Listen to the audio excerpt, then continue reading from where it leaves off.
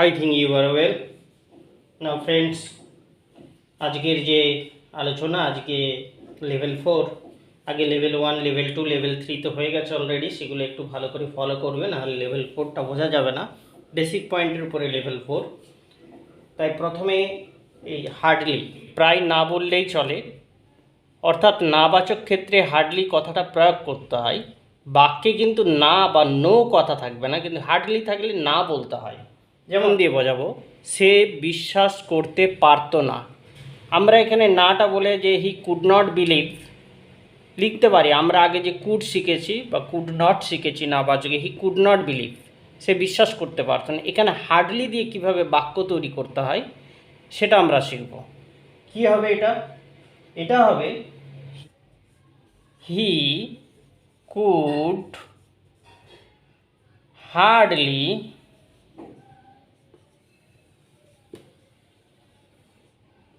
Believe it. He could hardly believe it, সে এটা বিশ্বাস করতে পারতো না। অ্যাকচুয়ালি এর অর্থ সে অবিশ্বাসের কাছাকাছি ছিল, অর্থাৎ সে প্রায় বিশ্বাস করতে পারতো না, অবিশ্বাসের একেবারে দোরগোড়ায়। সে অর্থে এই হার্ডলি কথাটা প্রয়োগ হয়, হি কুড হার্ডলি বিলিভ ইট। যেমন আরেকটা উদাহরণ দিই, আমি ঘুমাতে যাওয়ার জন্য অপেক্ষা করতে পারছি না। I can hardly wait to go to sleep. To go to sleep. I can hardly wait to go to sleep, আমি ঘুমাতে যাওয়ার জন্য অপেক্ষা করতে পারছি না। এখানে কিন্তু কোনো নো নেই, হার্ডলির জন্য না কথাটা আসছে, এটা মনে রাখতে হবে আমাদের বেসিক পয়েন্টের মধ্যে। এটা একটা হার্ডলি। আরেকটা উদাহরণ দিই, সে একা হাঁটতে পারে না। He can hardly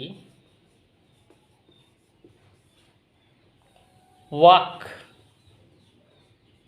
alone.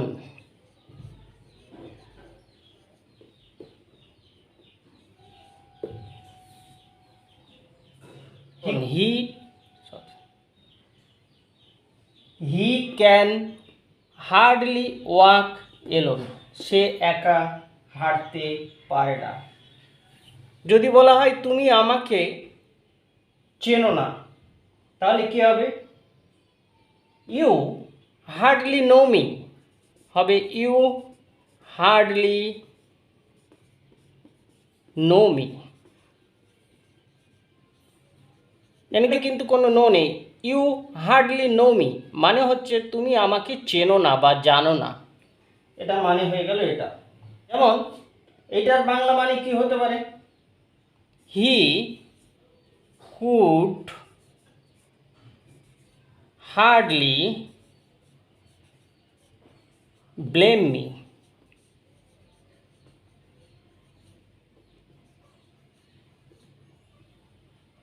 He could hardly blame me, সে আমাকে দোষারোপ করতে পারে না।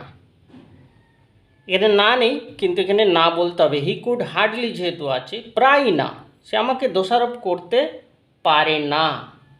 এমনি করে হার্ডলি প্রয়োগ করতে হবে বা ব্যবহার করতে হবে। ইউজ টু অতীতে অভ্যস্ত কাজ। যদি অতীতে কোনো একটা অভ্যস্ত কাজ বোঝায়, প্রতিনিয়ত করে বা নিয়মিত করে, রেগুলার করে, সেক্ষেত্রে ইউজ টু ব্যবহার করা হয়। কিভাবে? এখানে ইউজ মানে ব্যবহার করা নয়, এখানে ইউজ মানে অতীতে কোনো অভ্যস্ত কাজ। কীভাবে? যেমন সে বারাসাতে যেত, কী হবে? অতীতের একটা অভ্যস্ত কাজ, তাহলে এখানে হবে he used to go to Barasat.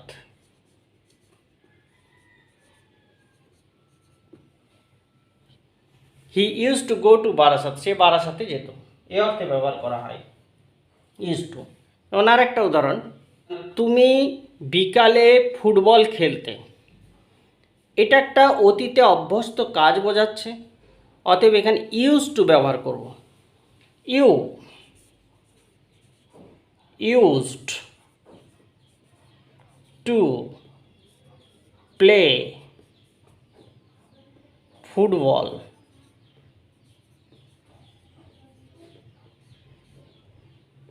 at afternoon.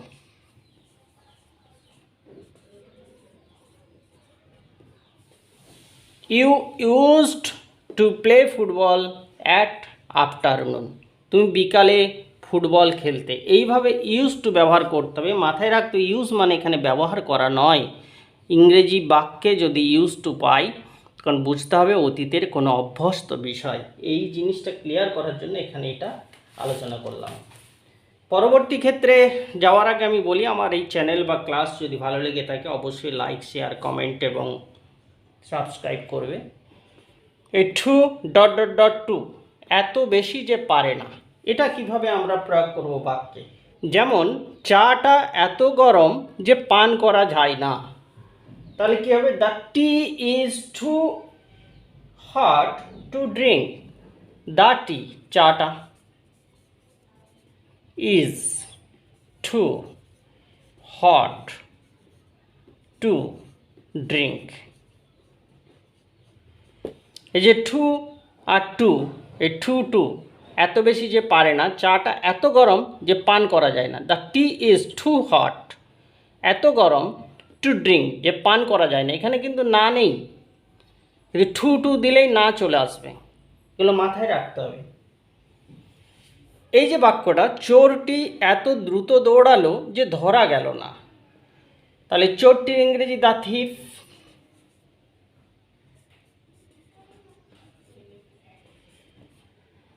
ran too fast মানে দ্রুত, to catch. The thief ran too fast to catch. চোরটি এত দ্রুত দৌড়ালো যে ধরা গেল না। এ টু ফাস্ট মানে এত দ্রুত, টু ক্যাচ ধরা গেল না।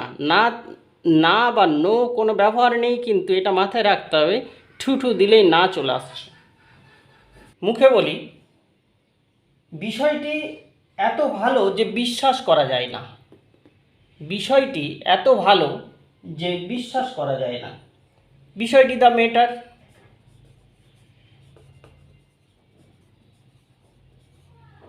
ইজ অ্যামিজারের প্রয়োগ হচ্ছে। টু গুড এত ভালো, বিশ্বাস করা যায় না, টু বিলিভ।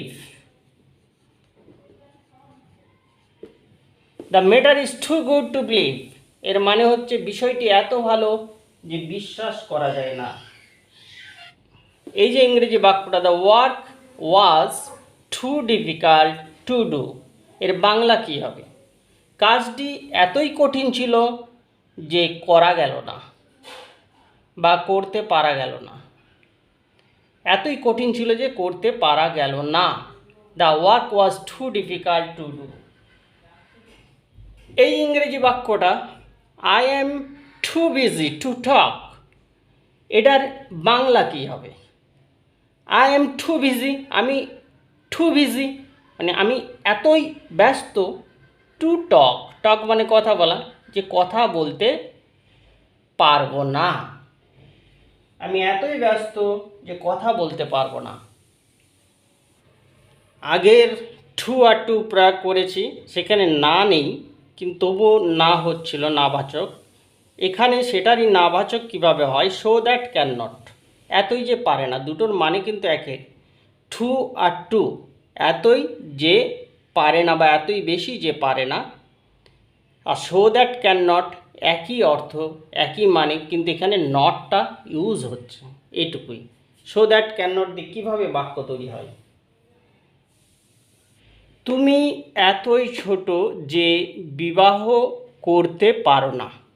তুমি এতই ছোট যে বিবাহ করতে পারো না। You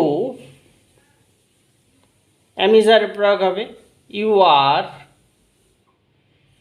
so young. এই যে সোটা এখানে ব্যবহার হয়েছে। তারপরে that, you are so young that you can not, you দিয়ে ক্যান নট, এই যে ক্যান নটটা ব্যবহার করলো। To get married, to get married. You are so young that you can not to get married, তুমি এতই ছোট যে বিবাহ করতে পারো না। কত সুন্দরভাবে হয়ে যাচ্ছে।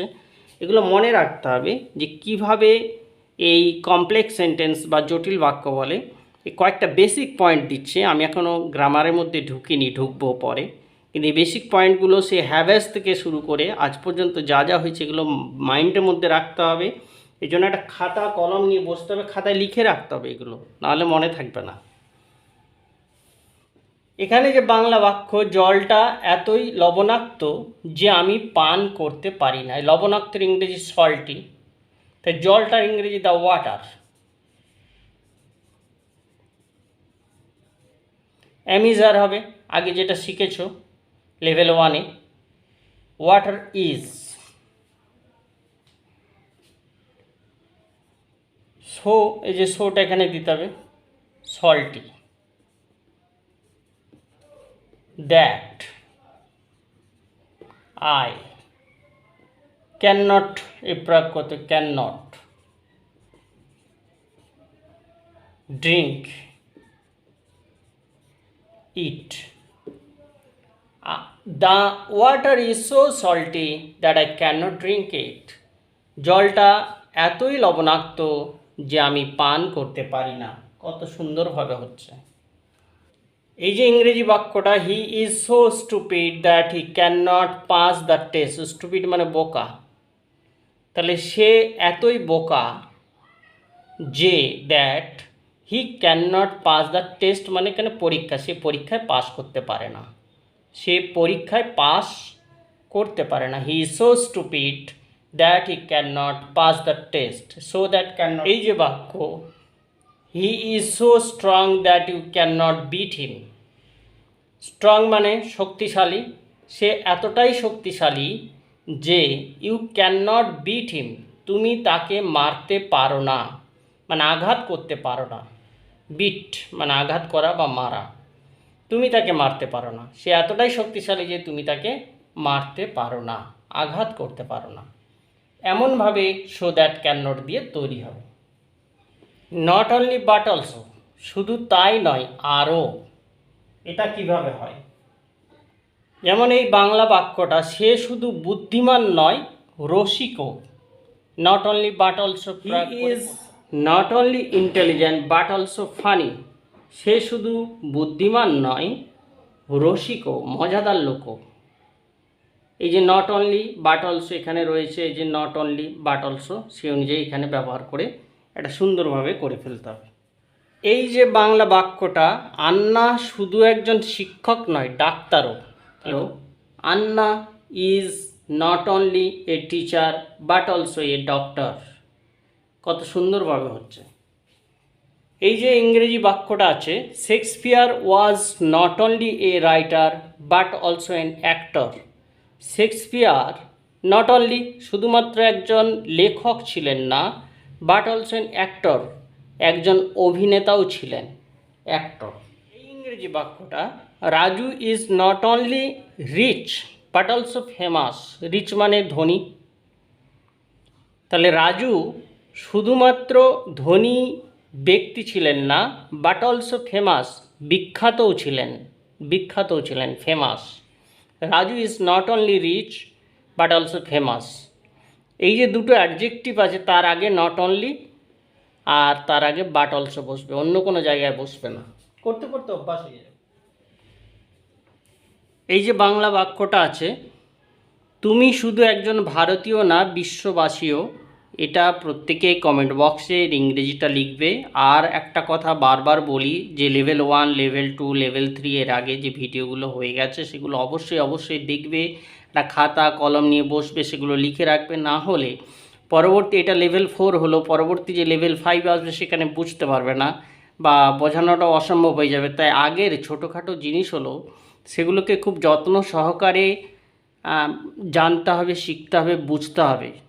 না হলে এগুলো নতুন জিনিসগুলো সহজে আসবে না। এরপর ধীরে ধীরে আমি গ্রামারের মধ্যে ঢুকবো, বিভিন্ন টেন্স, সেন্টেন্স, ভয়েস, ন্যারেশন, এই সমস্ত যে জিনিসগুলো আছে কেন দরকার, কিভাবে সেগুলো প্রয়োগ করতে হয়, ধীরে ধীরে হবে। যাই হোক, আজকের মতো আজকের ক্লাস এখানেই শেষ। ভালো থাকবে, সুস্থ থাকবে। ওকে, থ্যাংক ইউ, ধন্যবাদ।